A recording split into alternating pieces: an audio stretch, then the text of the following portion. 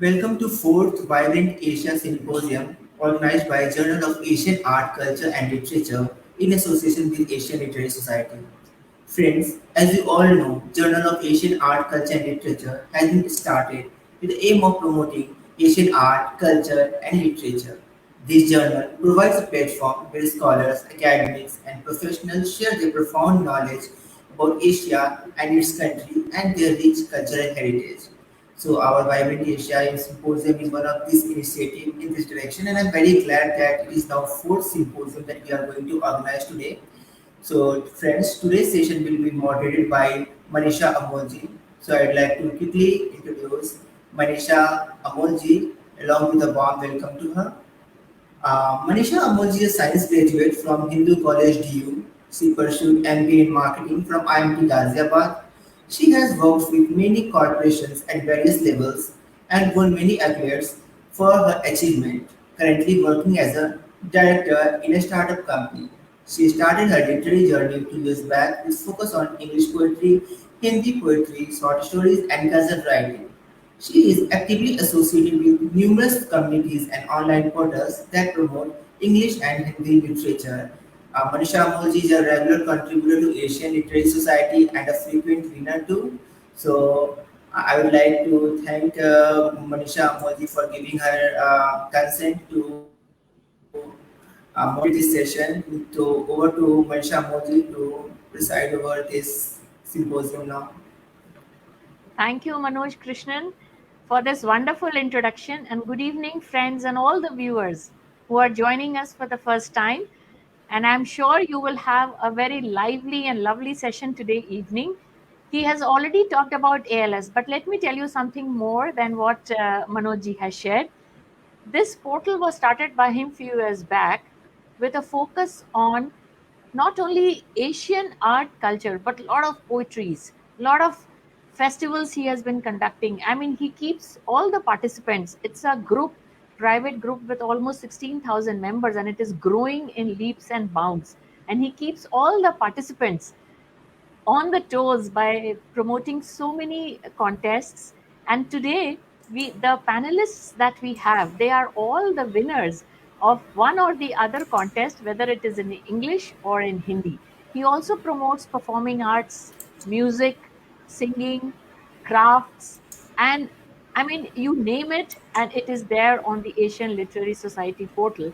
And with this, a different thought of promoting this, he started this portal of JAACL, which is Journal of Asian Arts, Culture and Literature. And today we will be presenting to you all the participants who have contributed in this journal. This is the volume 2, second part. Every quarter, this journal comes wherein we talk about Asia as a large continent and so many countries with so many different cultures, different literature, and how it has evolved over time. So today we have a vast experience. Today we'll be sharing a big canvas in front of you, whether it is Central Asia, whether it is Bangladesh, talking about ginseng, talking about Japanese gardens. So now, not taking much time, I would like to just say something. He also promotes Mehfil Sukhan. How can I miss that? That's another wonderful platform where Urdu shairi is promoted. So he has left no stone unturned. And now coming back to JACL, and this evening today, we have some very interesting, mix of writers who have contributed to this journal, like naming them Marshmi Baruaji, Jayashree Bhattacharji, Neha Gupta, Ankurita Khajanchi, and myself, Manisha Amol. So I would request Manojji to bring all of them into the studio so that we can start the session. Let's welcome all of them.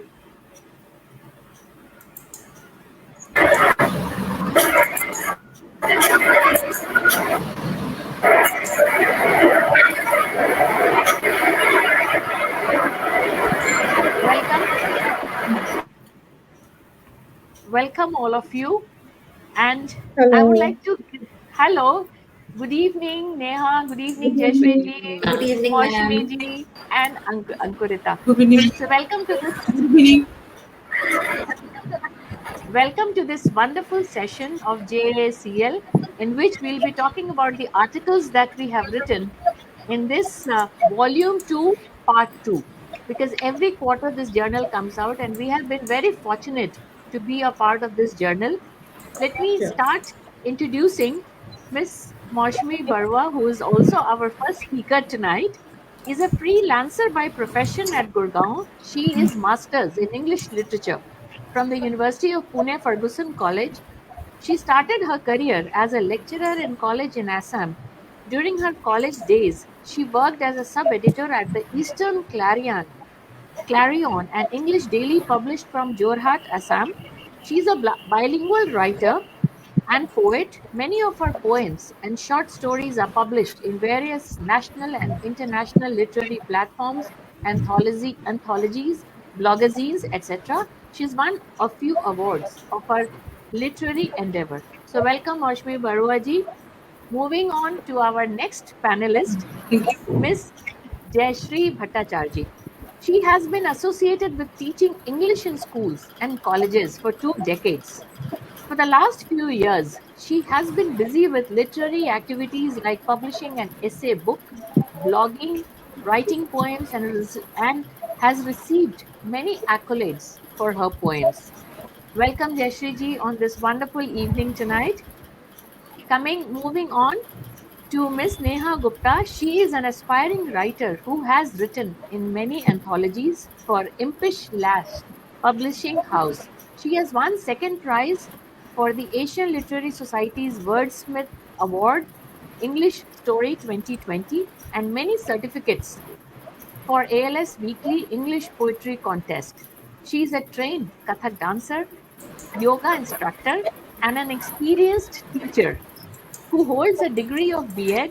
She has lived in Japan for 8 years and has cleared the Japanese Language Proficiency Test JLPT N3 level. Currently, she is teaching the Japanese language and she is also pursuing her passion for writing. So, welcome, Neha Gupta ji.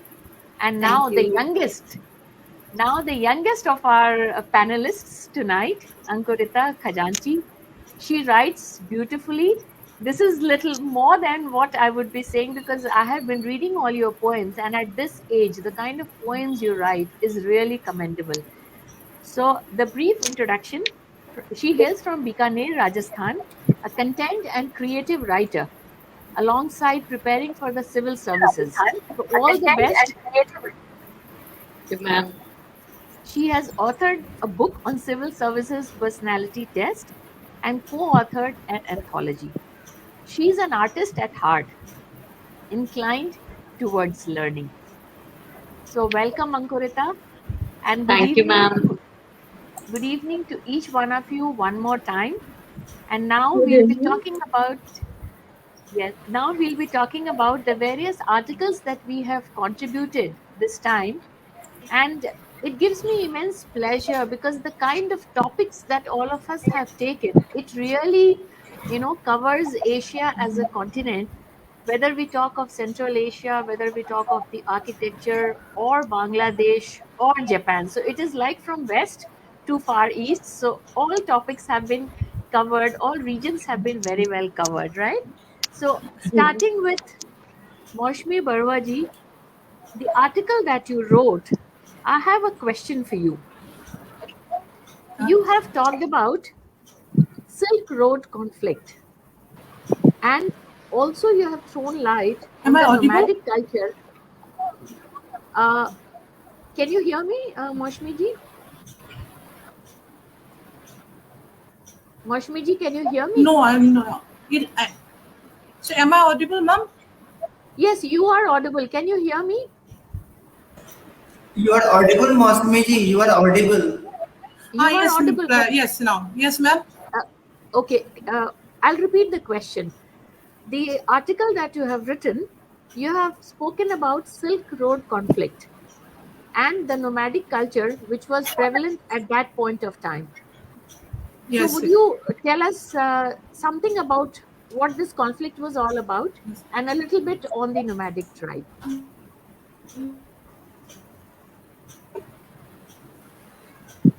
I think Can you? We can't hear you, Moshmi. You have to unmute yourself.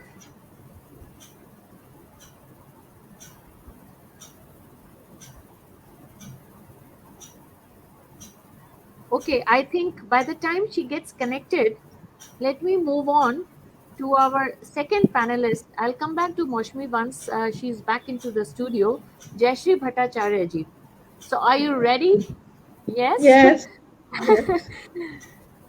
You have talked about Bangladesh, how it evolved, the decades of evolution. And in the 50 years of existence of Bangladesh, there has been changes in the art forms over this period of time. So could you elaborate on that? Yes, actually, Bangladesh only gained it has been only 50 years that Bangladesh gained independence, and Bangladesh has gone through monumental changes almost every decade, and in every sphere of life, be it political, social, regional, or economic. That has led to rapid shifts in philosophical and artistic output and thought. And these constant revolutions have been shaped and molded by the art form, with the artists, to name several, Zainul Abidin, Khorram Hassan, SM Tantak, and so they have faced several challenges, mainly with finding and defining their identity and holding on to their roots while trying to embrace modernity and stay relevant. Anything specific that you would like to tell us about the Silk Road conflict, what it was all about, if you could enlighten us?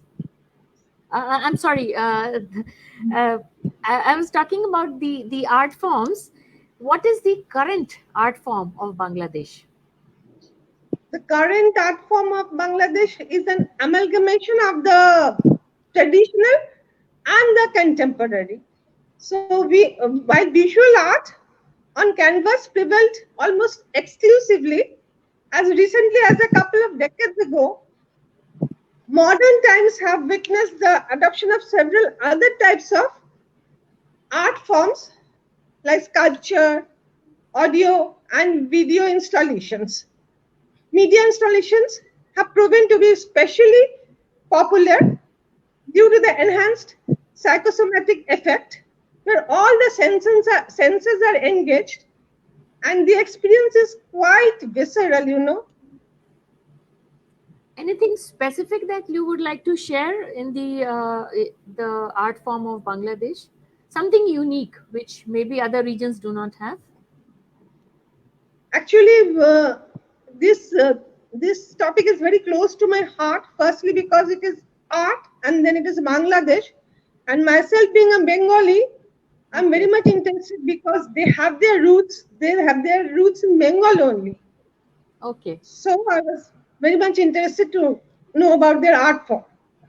So does it have a look of the Bengali art also, the Bangladeshi art? Yes, they have taken from Bengali folk art also. Okay. And okay. so thank you. And some of the artists also are born in Kolkata. Okay, and now they have settled in Bangladesh? Yes. Okay, so that's very interesting. So thank you very much for enlightening us. And now moving on to our next panelist who has contributed in this journal, Neha Gupta. I really was amazed, the way you have talked about Japanese gardens. I mean, we keep hearing about gardens, but this is something which was very, very unique. I just loved reading your article, and the best part was the pics that you have put in there. They have all been clicked by you. So because of your stay there for so long, basically Yes. I wanted to know, regarding the usage of moss, because moss generally is not considered a very, savory to the eyes. So Yes.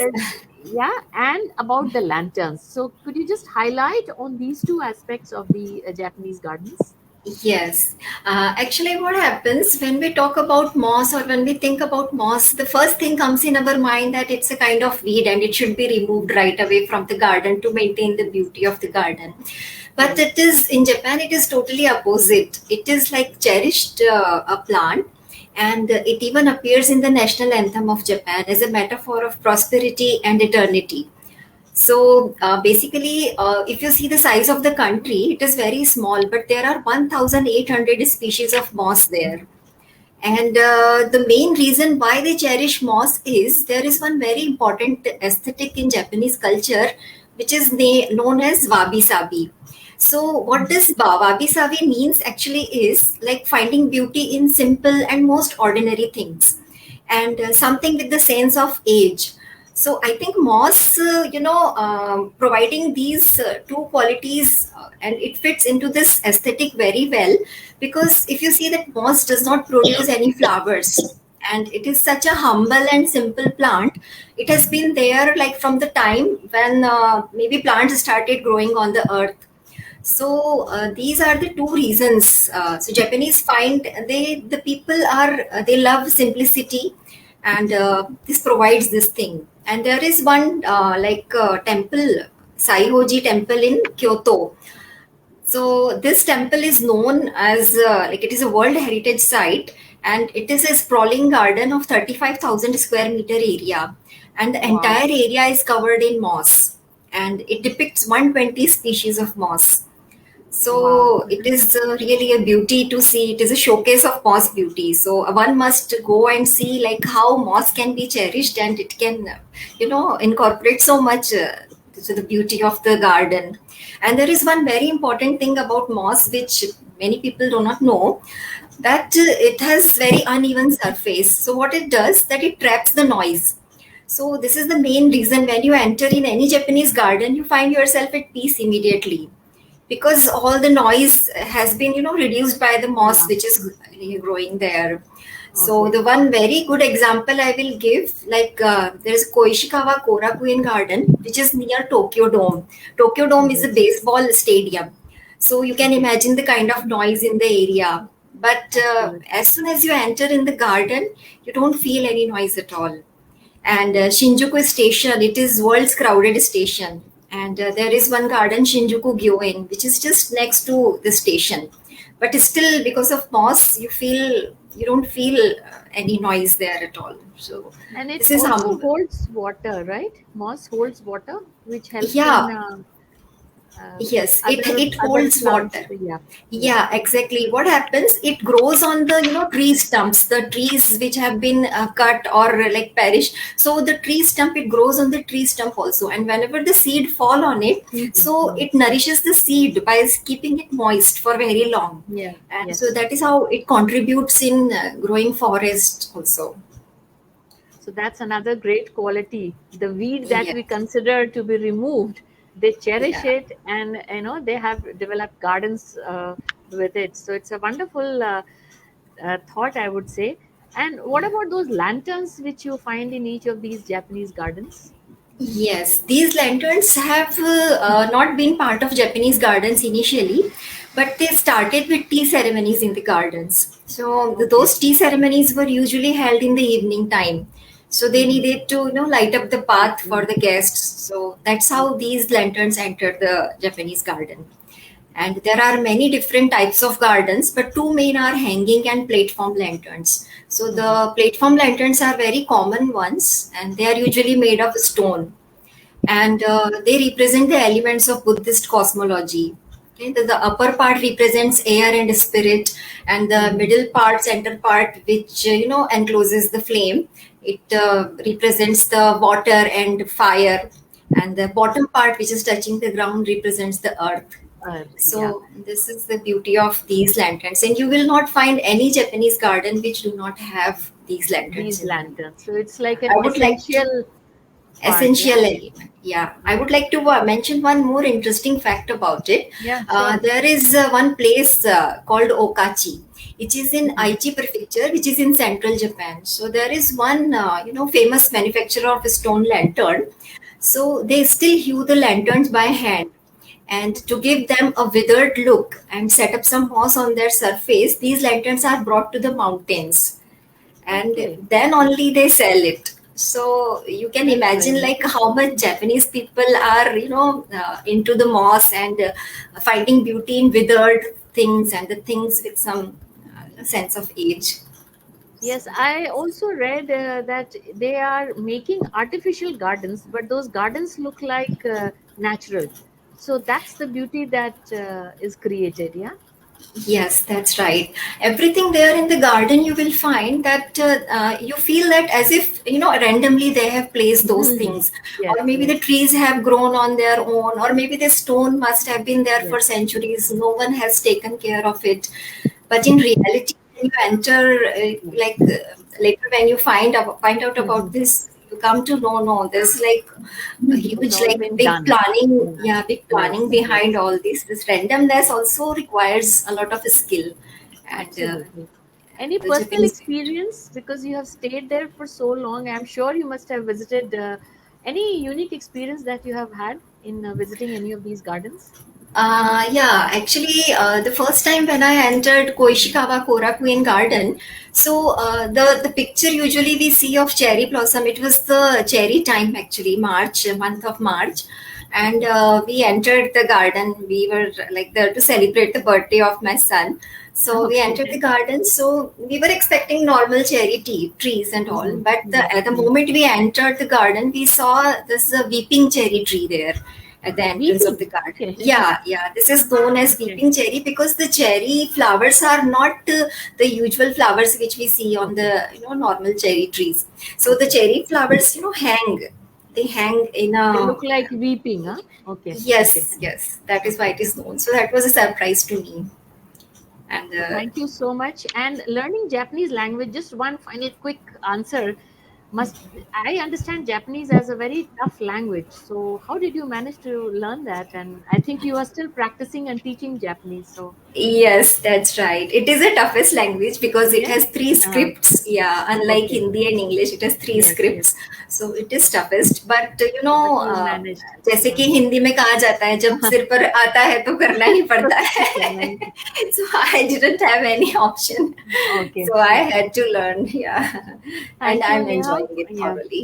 Thank you, Neha, so much for so much of insight into Japanese tradition and the gardens and the way you explained it.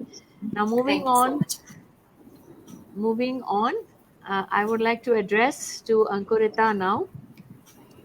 I saw your when I read your article, you have taken so many beautiful images of the architecture.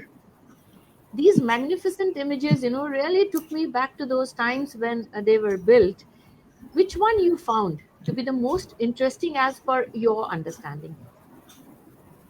So the pictures I have included are of various features of the Persian architecture.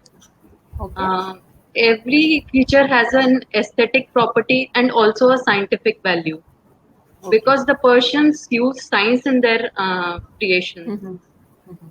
So there were domes which were huge, but their main aim was to cool the interiors. Okay. Then there were arches. The arches provided an aesthetic value, but their main aim was to control the amount of light entering the building. Okay.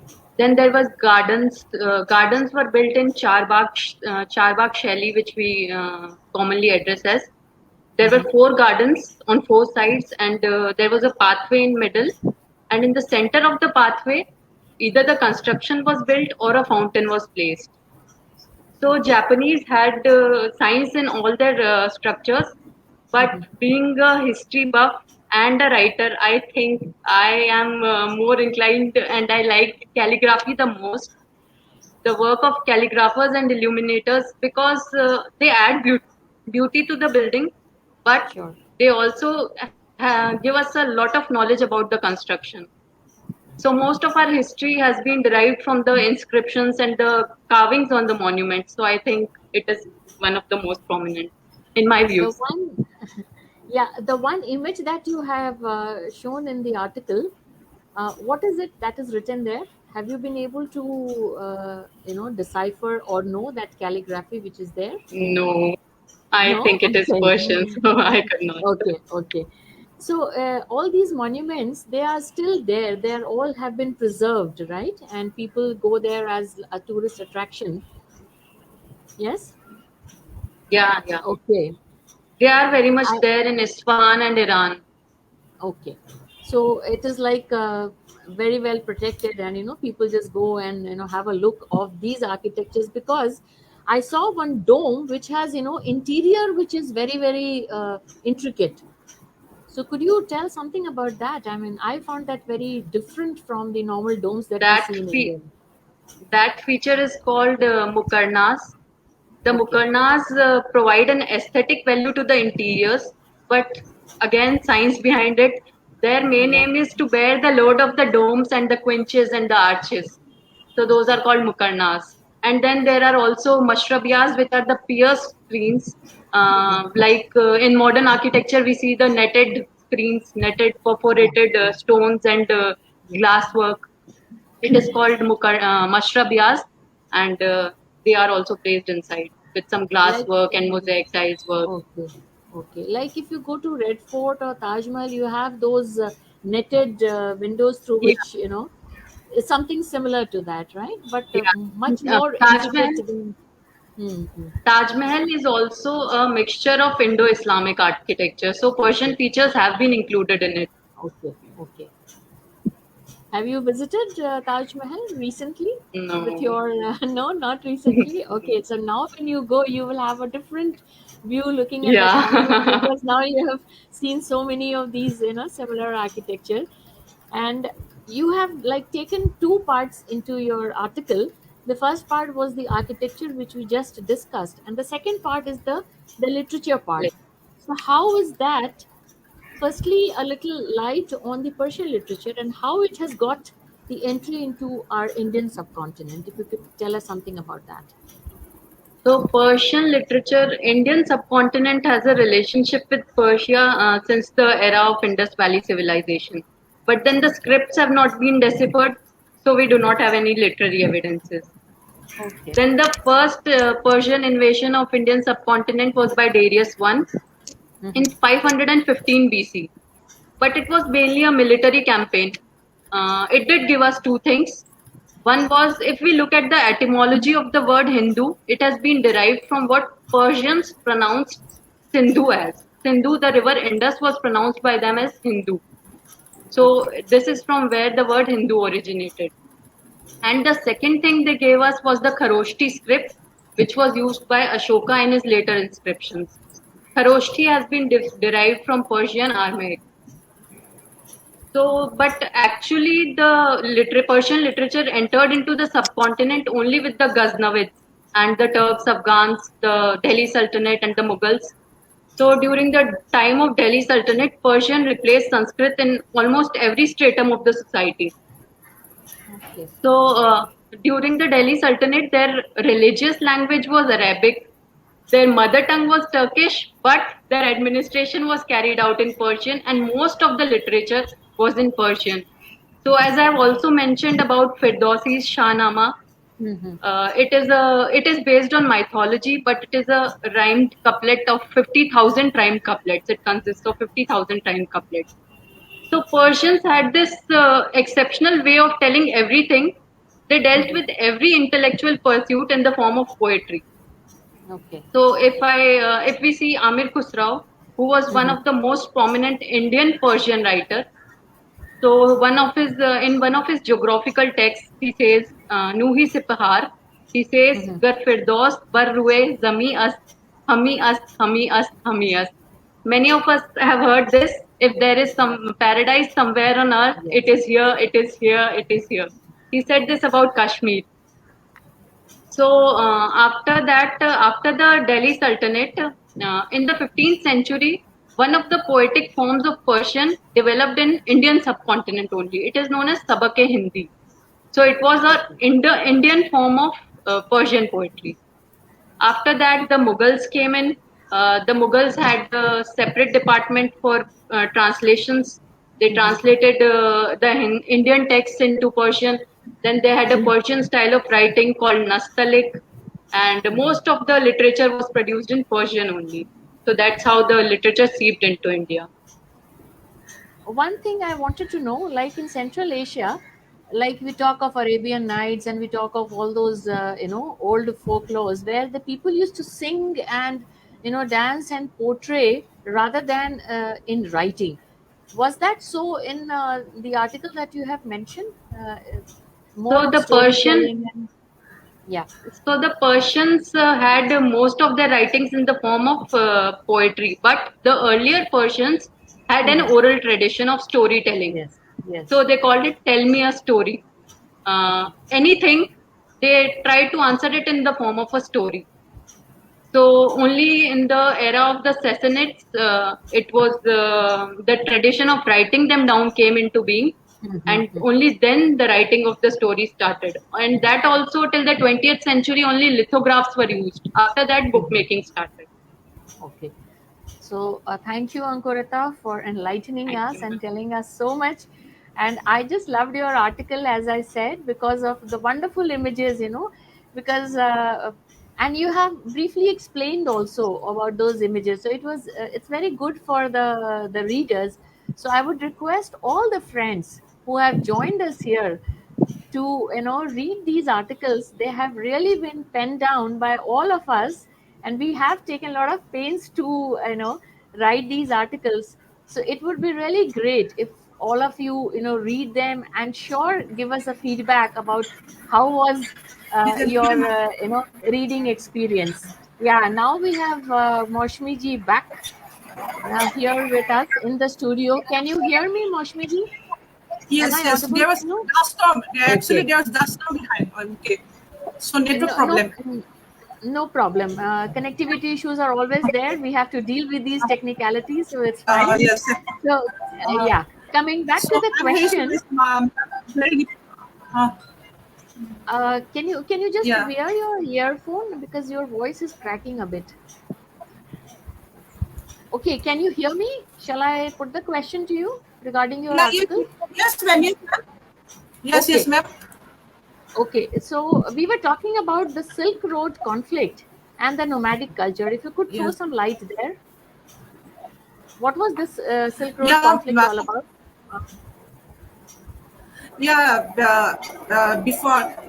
Before replying to your question, I just want to say something about the Central Asia.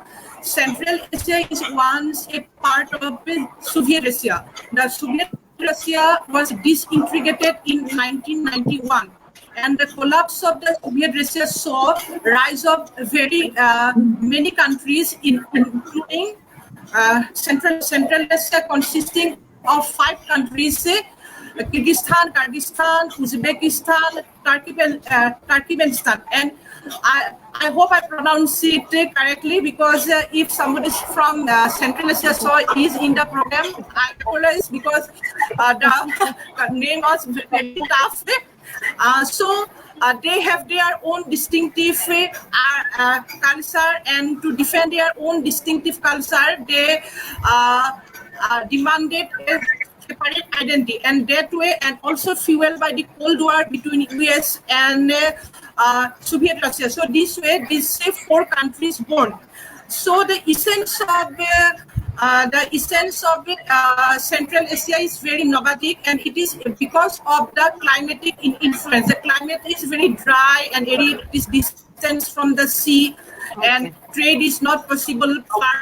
Farming is not possible. For all this reason, their lifestyle is very nomadic, and Silk Road also influenced the culture of the nomadic culture. Actually, Silk Road is the hub of conflict and war, the exchange of good and ideas and movement of literature, art, and culture from rest of the Asia, West Asia. So all this effect, and all this has a huge impact on art, literature, and culture of Central Asia. What was the conflict? I mean, what exactly happened at that time? The conflict is due to the Cold War between all the countries, and they have their own distinctive culture. So when they don't, yes, that one.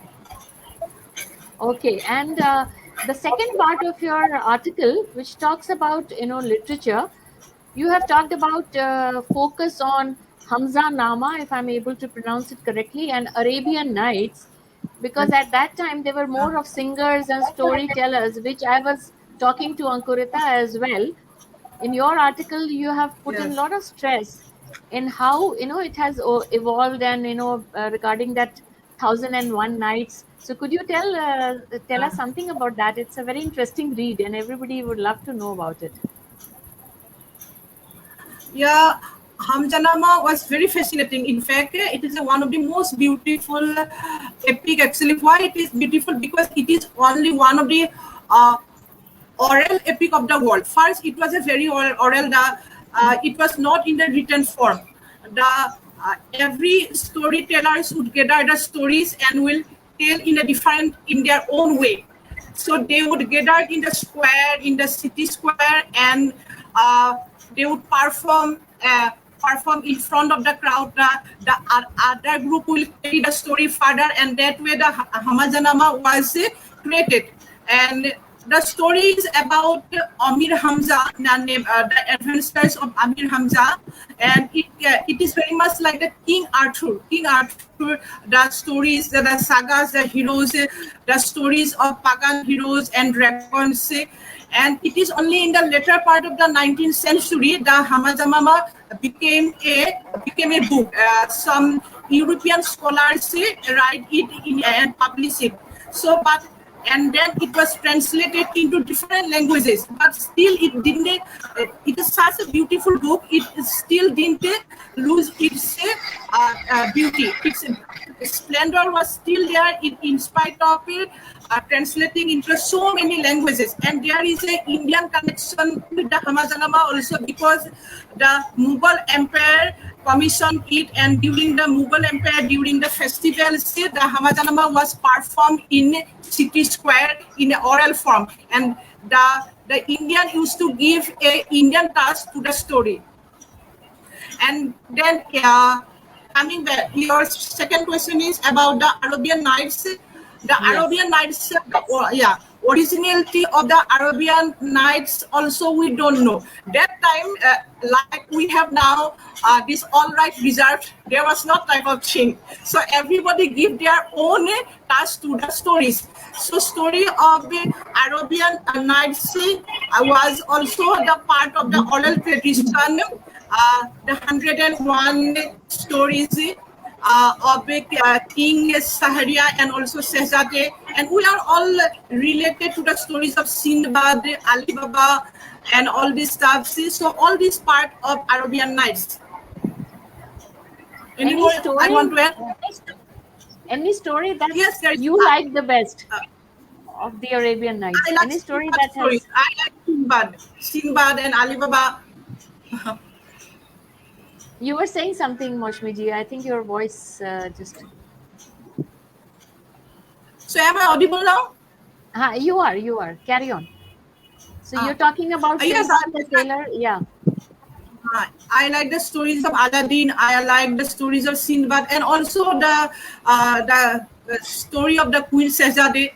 She was such a powerful woman. She saved so many women from the clutches of the king. Yeah. So finally, the king married her, right? If I am. King married her, right? And every night she used to tell stories, and all the stories are incomplete, and that way the stories become 101 stories. 1001, if I. And King's heart lastly melted, and he forgave her. Actually, she's a very prudent woman. She's a very prudent woman. She saved many of women's life from the king. Okay, so thank you, Moshmi ji, and I would like to understand. Just give me 1 minute. Amongst all the 4 writers, do you have to share anything else that I may have missed out? Because we have a bit of a time available. So if you would like to highlight something which you have mentioned in your article and which you would like to share with our viewers, any one of you, so you can share it at this point of time. So I can share something. Sure. about the Yeah, Persian architecture. okay. The Persians connected the architecture with the cosmos. Mm-hmm. So they found architecture as the link between the creator and the creation. And then there is a one very interesting fact that the Persian constructions never defied the natural forces. So, like Rumi said, the harmony between the opposite forces is the principle of the world. The Persians truly believed in it. They build Okay. their constructions according to the natural forces. Mm-hmm. Okay. Wonderful. Neha, you were also trying to say something? Uh, Not exactly, but yes, Okay. I just if somebody else wants to, yeah. No, no. If you want to share anything about the language or your stay in Japan or anything else which is there in the article, you can talk about it.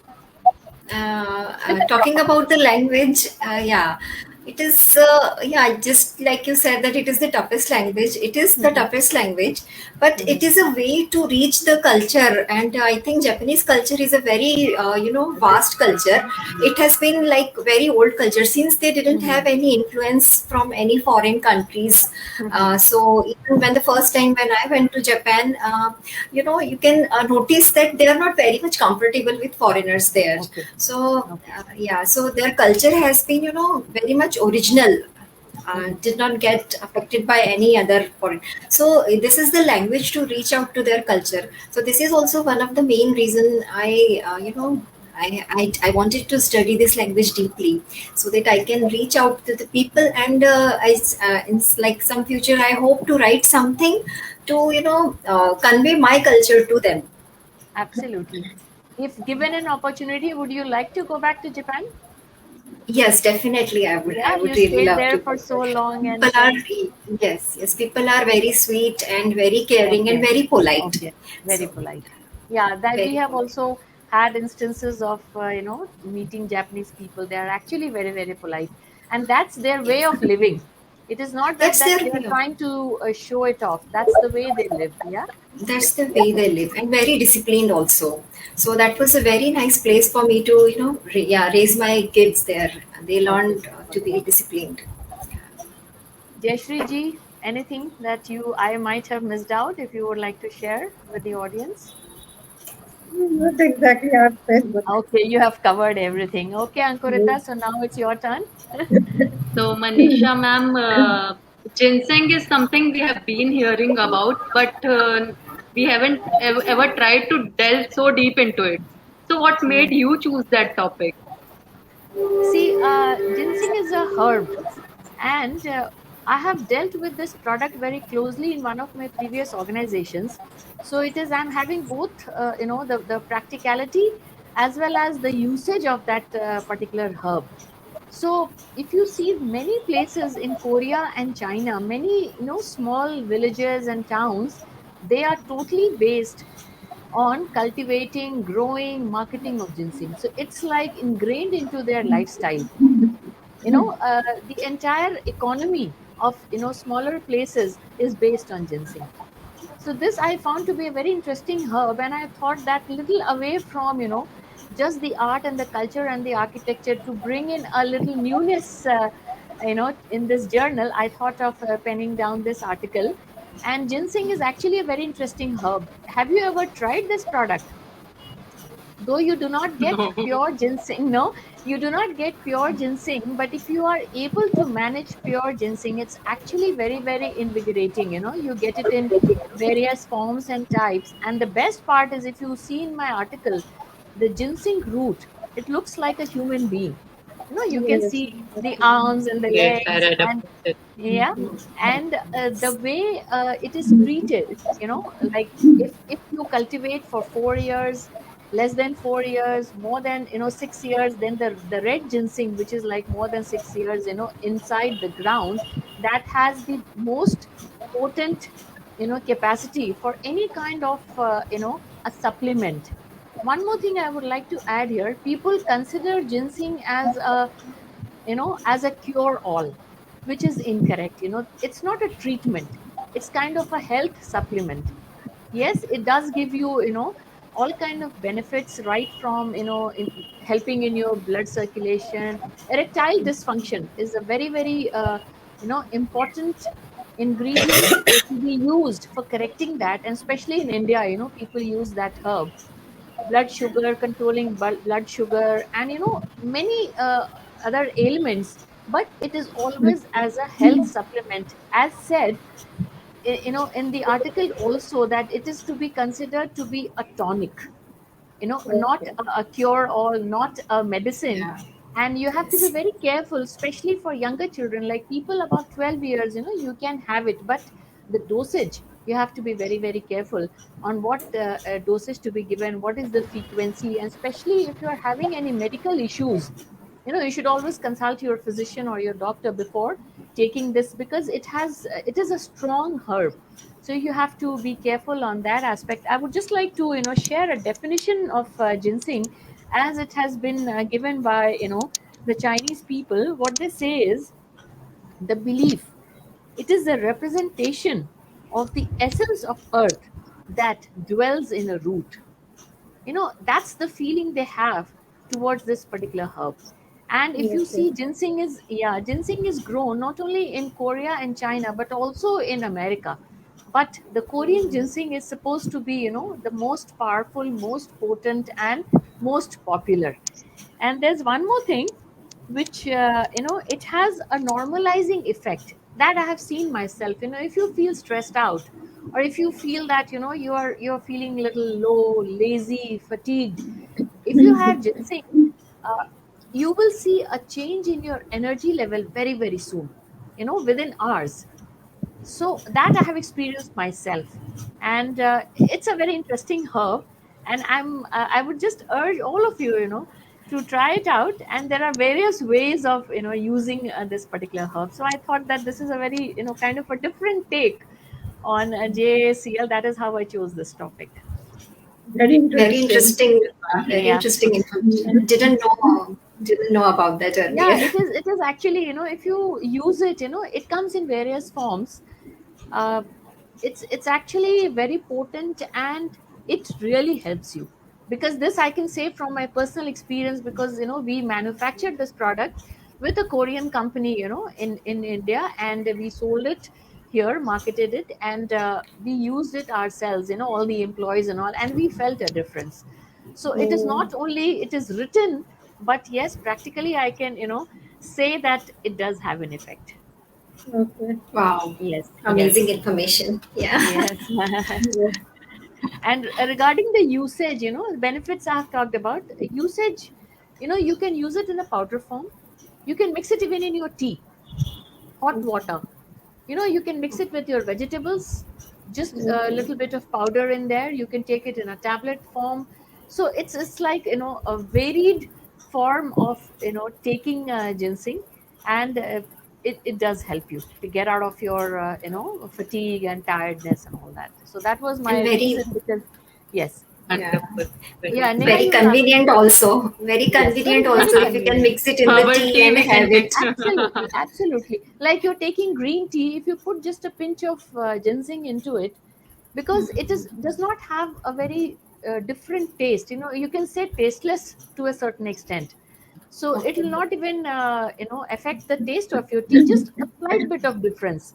But now, since you know that you are using it, so you are aware of it, so it doesn't really have any kind of a uh, an effect on the taste.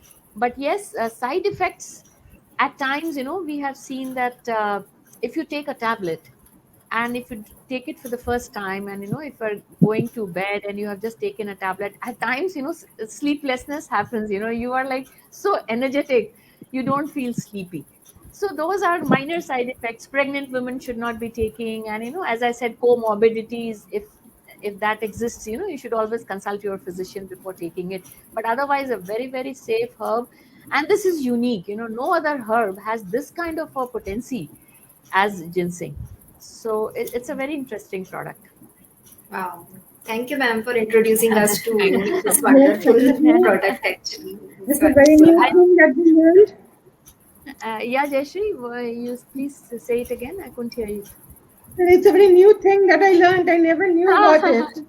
No, it's actually, you must be seeing a lot of advertisements even in India. People use a certain portion, like 20% or 30% into that particular capsule. You must have seen a lot of energy capsules talking about ginseng, but there Yes. they use in a very, very, I would say, not into that concentration which will actually give you that energy. If you take pure form, which is available, yes, it's a bit expensive herb, but then you can see the real difference. So there is a difference in what you get in the market, and because we have had experience of having both the kinds of herbs, the one which is available and the one which we could procure directly from Korea.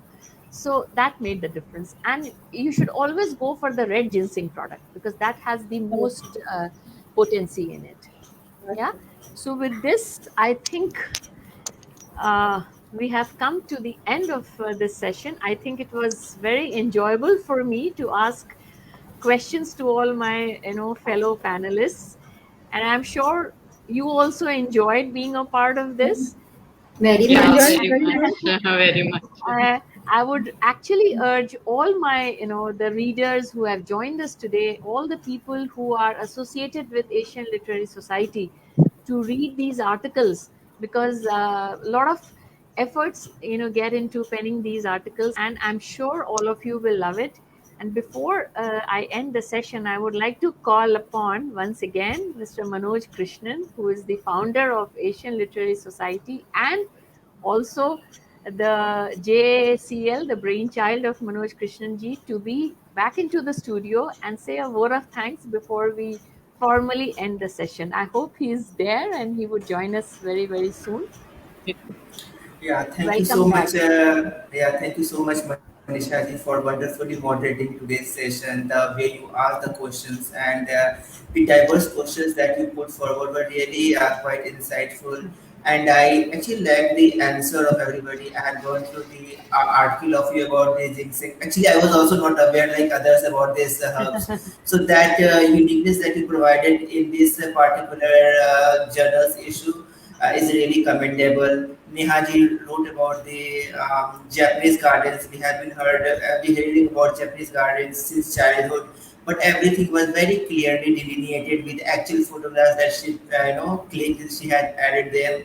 So it was quite interesting article. The same with Mosi Barwaji, whom I always adored for always taking some very unique topics. And this time she came with Central Asia, about which we don't see many people writing. So the information she provided there was really very insightful and enriching actually. Ankurita has chosen a very good topic of Persian architecture, and everything she has, very crisply explained along with the very apt photographs that she has, taken. Then Jayashree ji actually wrote about the Bangladesh, our neighboring country, and the art thing. I was always, a kind of confused that in this all these years Bangladesh has evolved their unique art form or these things because they were having the common root as India was having, but whatever information she provided was definitely quite enriching. So overall, it was very interesting session, and definitely I would like to thank all the audience for patiently